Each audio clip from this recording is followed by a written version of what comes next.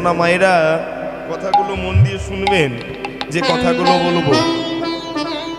2024 সাল, আর এই 2024 সালে আমরা অনেক কিছু দেখতে চলেছি।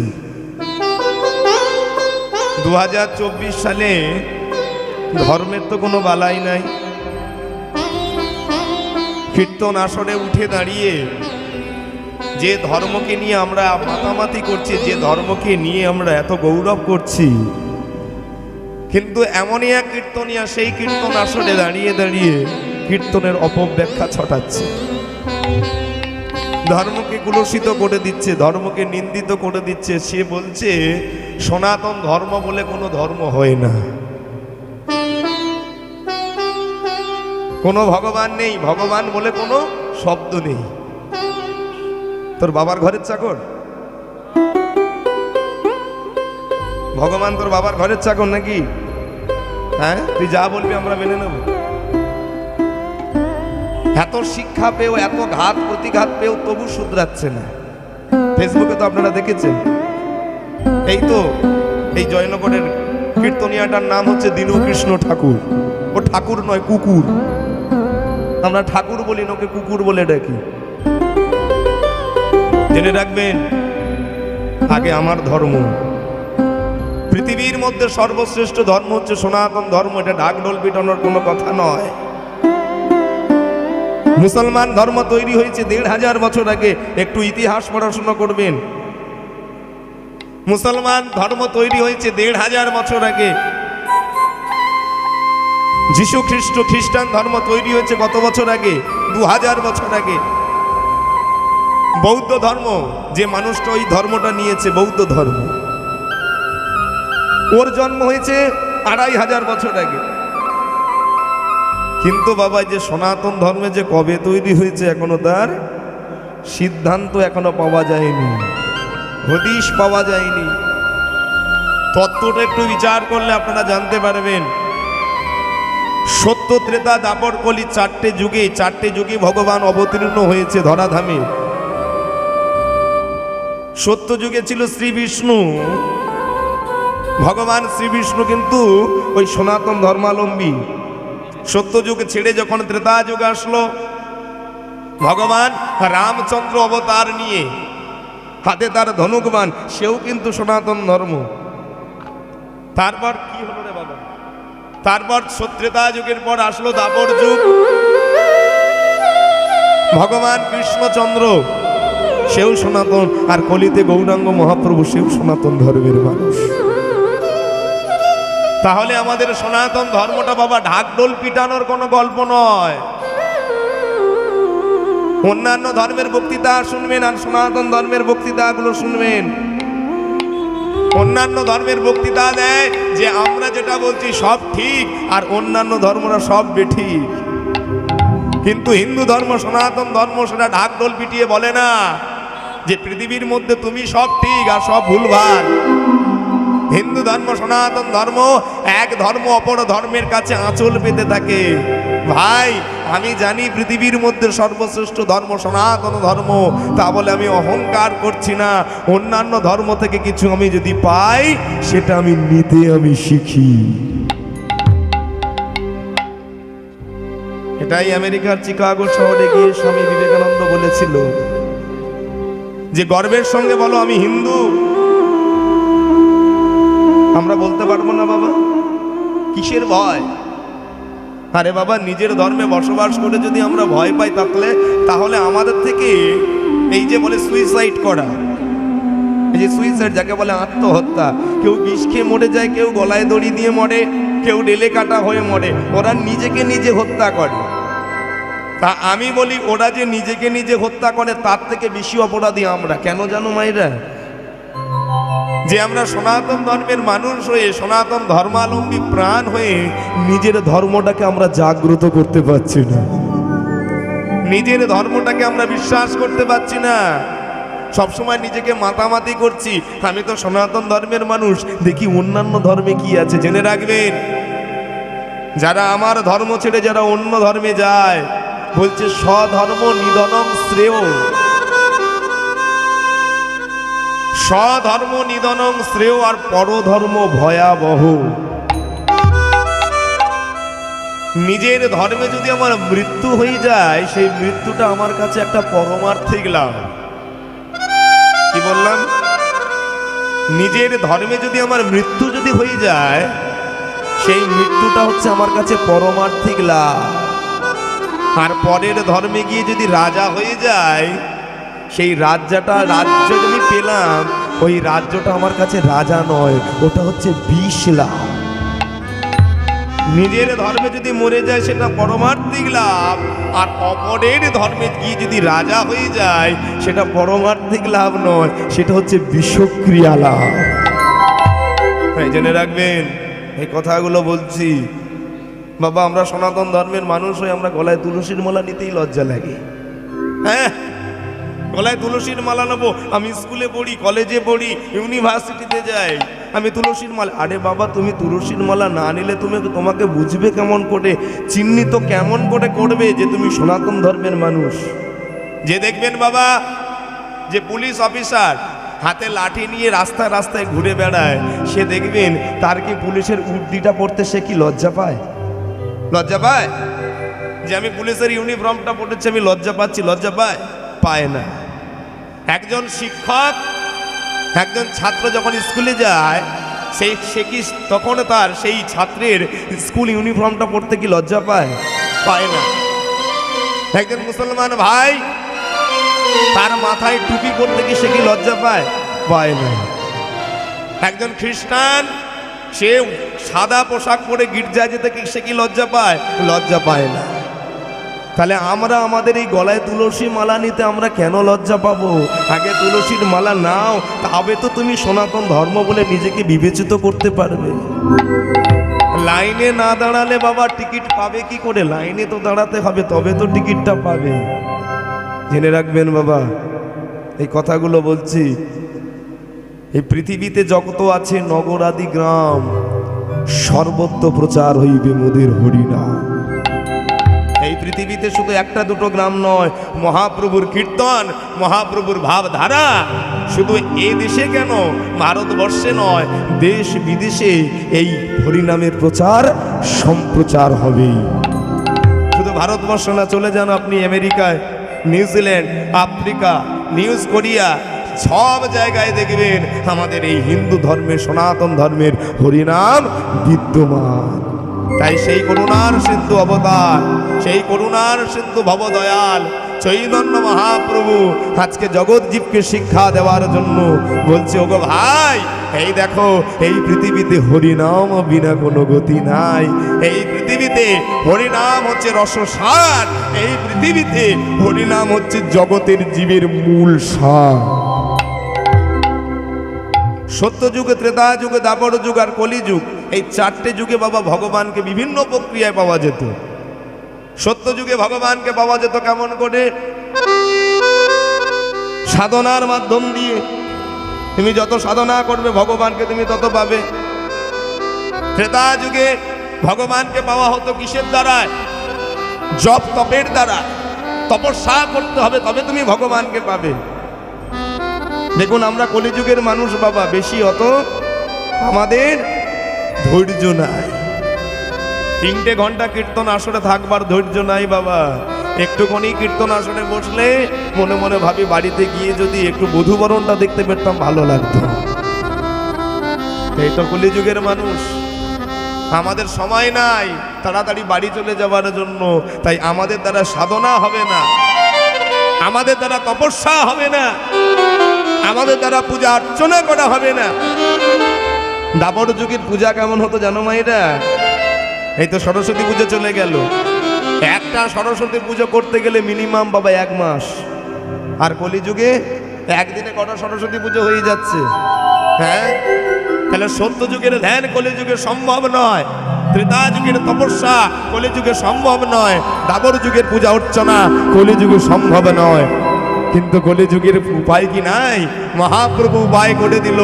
শোনে রে ভাই, এই কলিযুগে থাকতে গেলে, কলিযুগের নাম বাঁচতে গেলে তোদের একটাই মাত্র নাম করা দরকার। সেটা কি? সেটা একবার প্রেমানন্দে হরি বল বলে বল, হরে কৃষ্ণ কৃষ্ণ কৃষ্ণ হরে হরে, হরে রাম রাম রাম হরে হরে, নিতাই গৌর প্রেমানন্দে হরি হরি বল। তাই সেই প্রেমের অবদান আজকের মহাপ্রভু সবাইকে শিক্ষা দিচ্ছে। আর শোনো, মহাপ্রভুর কথাটা কি আর জানো? আমার কাছে মন দিয়ে শোনো। বড় রূপ ভাই রে,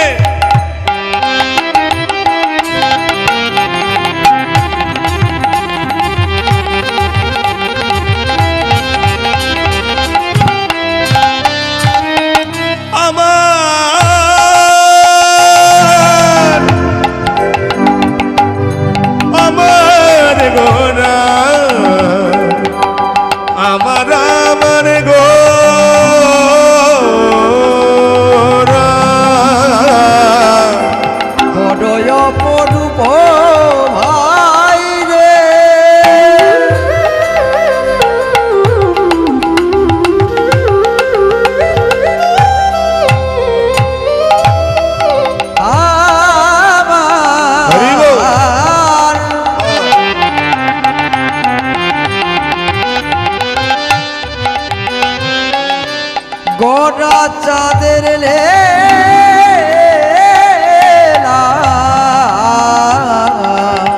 বড়ই অপরূপ বাইরে আমার গোড়া চাঁদের লীলা।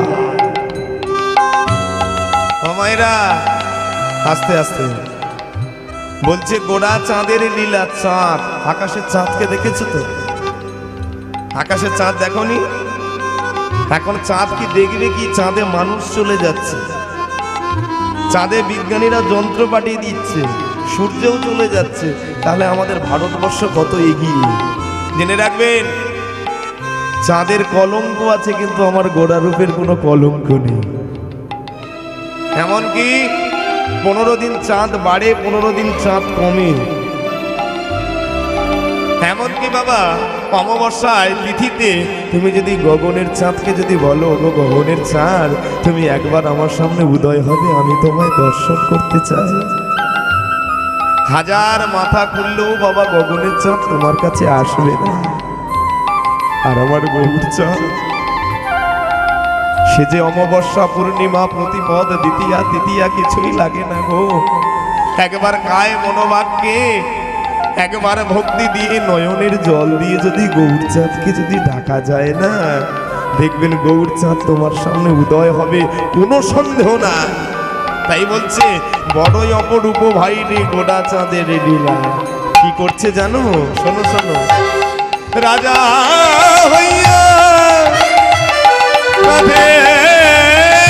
এখানে বৈষ্ণবের ঝোলা,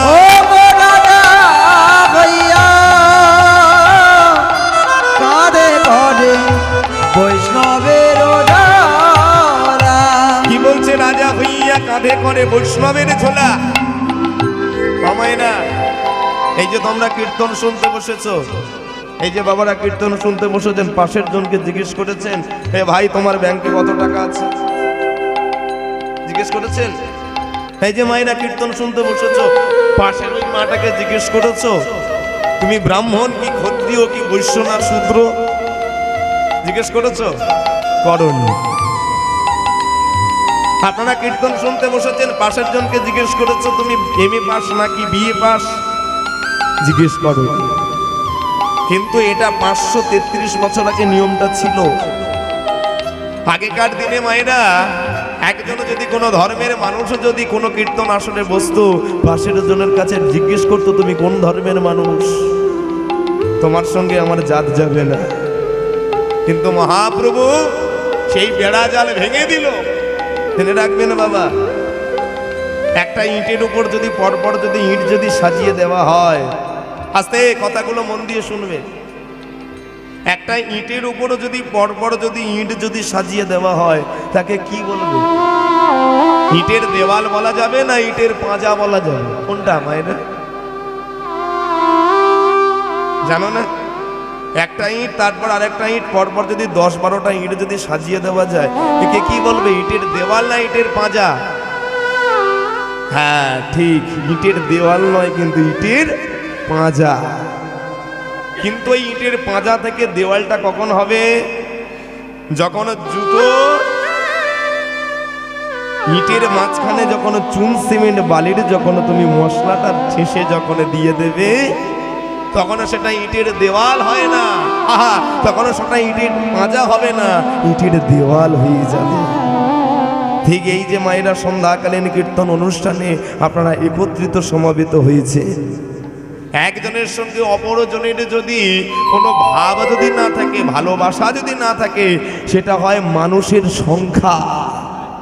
হলো আমি দেখছি 1000 কি 2000 কি 10,000 মানুষ বসেছে, এটা মানুষের সংখ্যা বোঝায়। কিন্তু একজন মানুষ অপরজন মানুষের যখন ভালোবাসার সৃষ্টি হয়, একজন মানুষ অপরজন মানুষের যখন প্রেম বিনিময় সৃষ্টি হয়, তখন সেটা মানুষের সংখ্যা হয় না, তখন সেটা হয়ে যায় নিতাই গৌর হরি বল বলে মানুষের মেলা। আর চৈতন্য মহাপ্রভু হাতে ধরেছে, পায়ে ধরেছে এই মানুষের মেলাটাকে করবার জন্য। এই যে বাবা কমিটির দাদা বাবাদের খেয়ে দিয়ে কোনো কাজ আছে? এই এত সুন্দর হরিবাসরটাকে তৈরি করতেছে কিসের জন্য?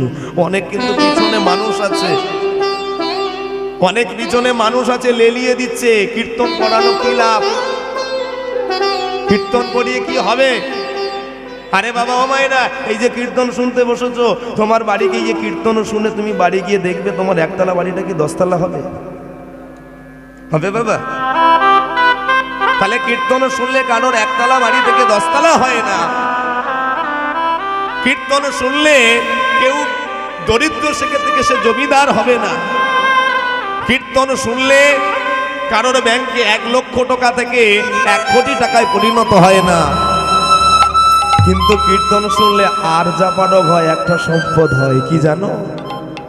কীর্তন শুনলে মানুষের মতো তুমি মানুষ হতে পারবে। এইবার আপনারা প্রশ্ন করবেন, বাবা তাহলে কি আমরা মানুষ নই?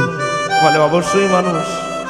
শোনো মায়েরা, 2 চোখ, 2 হাত, 2 পা, এত সুন্দর দেহ থাকলে মানুষ হয় না। এত সুন্দর দেহ থাকলে মানুষ হয় না। অন্তরের মধ্যে মনুষ্যত্ববোধটা জাগতে হবে। ওই জন্য কবি বলছে না, শুন রে মানুষ ভাই, সবার উপর মনুষ্যত্ব কাহার উপর নাই। জেনে রাখবেন বাবা, পৃথিবীর মধ্যে সর্বশ্রেষ্ঠ জাতি হচ্ছে মানব জাতি।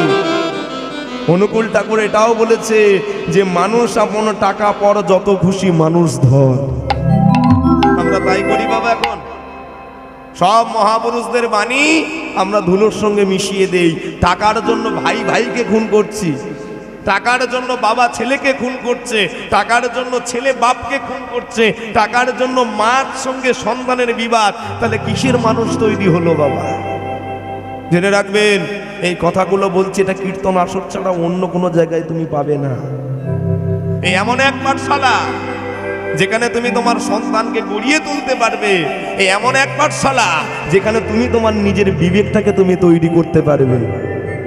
কি গো মায়েরা, তোমাদের বাচ্চা বাচ্চা ছেলেগুলো যখন স্কুলে যায়, পড়াশুনো করতে যায়, কোনোদিন হাই স্কুলের হেডমাস্টার মশাইকে জিজ্ঞেস করেছেন, মাস্টার মশাই আপনার বিদ্যালয়ে বাংলা শেখানো হয়, আপনার বিদ্যালয়ে ইংরাজি শেখানো হয়, আপনার বিদ্যালয়ে লাইফ সায়েন্স শেখানো হয়, কেমিস্ট্রি শেখানো হয়, ম্যাথামেটিক্স শেখানো হয়, কিন্তু মাস্টার মশাই আপনার বিদ্যালয়ে শ্রীমদ ভাগবত কি শেখানো হয়? এই কথাগুলো জেনেছেন বাবা? আমি আমার ছেলেকে সকাল 10টার সময় সাজিয়ে গুছিয়ে শ্যাম্পু করি স্কুলে পাঠিয়ে দিচ্ছি। ছেলে আমার ইংরেজিতে কথা বলছে, ছেলে আমার সায়েন্সে পড়ছে, বাড়ি চলে এসেছে। মানুষের মতো মানুষ হলো কখন? জেনে রাখবেন, হিন্দু ধর্মের প্রাচীনতম গ্রন্থ হচ্ছে শ্রীমদ ভাগবত। প্রত্যেক দিন যদি নিয়ম করে যদি ভাগবত পড়াশোনা করেন, তার নিশ্চয়ই এই হৃদয়ের মধ্য থেকে মনুষ্যত্ব বোধটা জাগ্রত হবে। মনুষ্যত্ব বোধটা বাবা জাগ্রত করতে, বাবা অর্জন করতে হয়। একটা বিড়ালের পেট থেকে যখন একটা বিড়াল বাচ্চার জন্ম হয়, সেই বিড়াল বাচ্চাটা কিন্তু একটা শিকারীর মনোভাব জাগ্রত করে কিন্তু জন্ম নয়। একটা বাঘের পেট থেকে যখন একটা বাঘিনী জন্ম হয়, একটা বাঘের জন্ম হয়, সেই বাঘটা কিন্তু হিংস্র রূপ নিয়ে জন্ম হয়। ঠিক একটা মানুষের পেট থেকে একটা মানুষের বাচ্চা যখন জন্ম হয়, সেই মানুষের বাচ্চার সেই মানুষের কিন্তু মনুষ্যত্ব বোধটা কিন্তু অন্তর থেকে জাগ্রত হয় না, পরিবেশ থেকে সেই মনুষ্যত্ব বোধটা জাগ্রত করতে হয়। অনেক মানুষ আছে এই গ্রামে, শ্বেতকাল্লা গ্রামে, এখানে কি বাবা এই কজন ভক্ত, নিশ্চয়ই আরো অনেক ভক্ত আছে, আরো অনেক মানুষ আছে। দেখুন তাদের এখনো জ্ঞান চেতনা হয়নি, তারা এখনো কীর্তনাসরে আসেনি। কেন আসেনি না? তাদের সেই হৃদয় চৈতন্যটাকে জাগেনি, হৃদয় চৈতন্যটাকে উদ্ঘাটন করেনি। আর হৃদয় চৈতন্যটাকে যখন উদ্ঘাটন করে যায়, তখন দেখবেন বাবা মানুষ হতে গেলে ওই বাবা দেখবেন বাবা কারোর চরণ ধরার দরকার নেই, হৃদয় থেকে অন্তর থেকে সেই মানুষের পরিচয় পাওয়া যায়। তাই চৈতন্য মহাপ্রভু সবাইকে শিক্ষা দিচ্ছে, বলে শোনো, প্রেম নিতে গেলে, নাম নিতে গেলে আগে তুমি রাজা থেকে তুমি ভিখারি হও, তবে তুমি আমার প্রেম পাবে, তা না হলে তুমি প্রেম পাবে না। তুমি অহংকার নিয়ে তুমি অট্টালিকায় বসে থাকবে, তুমি আমার প্রেম পাবে না। আমার প্রেম পেতে গেলে তোমাকে আগে হৃদয় থেকে চৈতন্যটাকে জাগাতে হবে। তাই ওই জন্য বলছে, রাজা হইয়া কাঁদে করে বৈষ্ণবের ঝোলা। ও গো রাজা হইয়া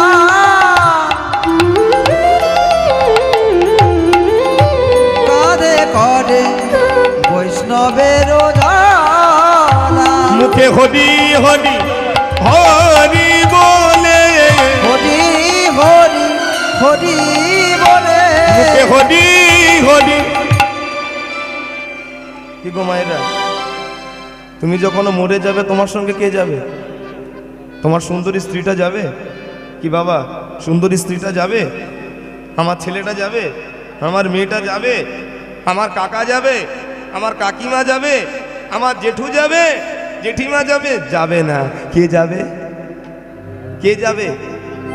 হ্যাঁ, কেন হরিনাম যাবে কেন? 33 কোটি দেবদেবীতা, তারা কি হয়েছে? সরস্বতী পুজো করি, মায়ের চরণে বিদ্যাং দেহি যশং দেহি জ্ঞানং দেহি। ওই সরস্বতী মা যাওয়ার সময় তো কেউ বলতে পারে জয় সরস্বতী জয় সরস্বতী জয় সরস্বতী, বলছে না কেন? কেউ কালীর ভক্ত, কেউ কালী নাম করতে করতে কেউ মৃত্যুবরণ করছে না কেন? শ্মশান যাত্রীকে বলছে না কেন জয় মা কালী জয় মা কালী, বলতে পারছে না কেন?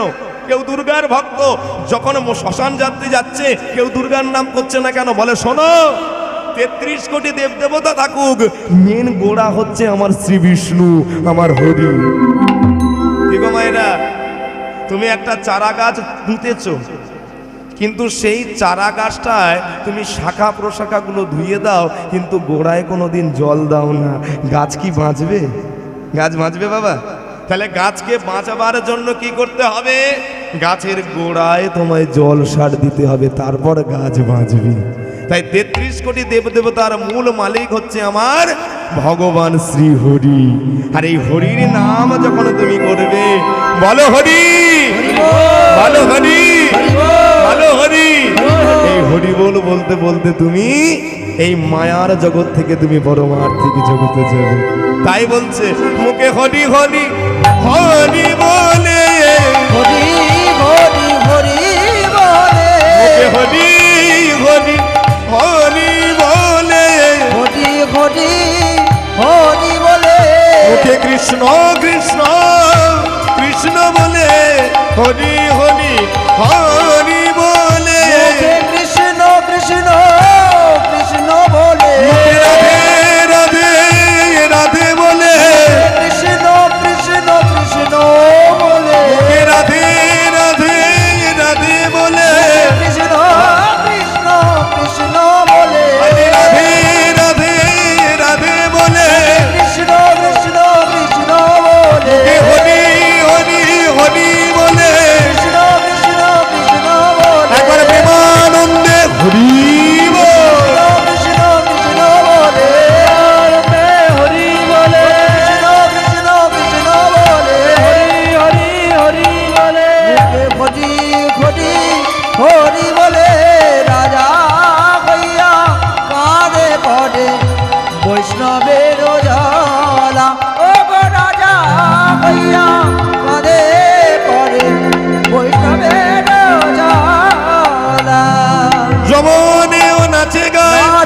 ভাই বলে হরি না বলে হরি নাম অবতার সে ভাই অবতার সে ভাই আমার বঞ্চিত বলো না বঞ্চিত বলো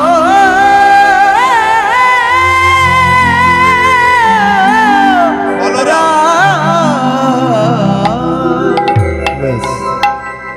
চলো মায়েরা আজকে যে লীলার একটা পরিবেশন হবে যে লীলার দ্বারা আমরা শিক্ষা পাবো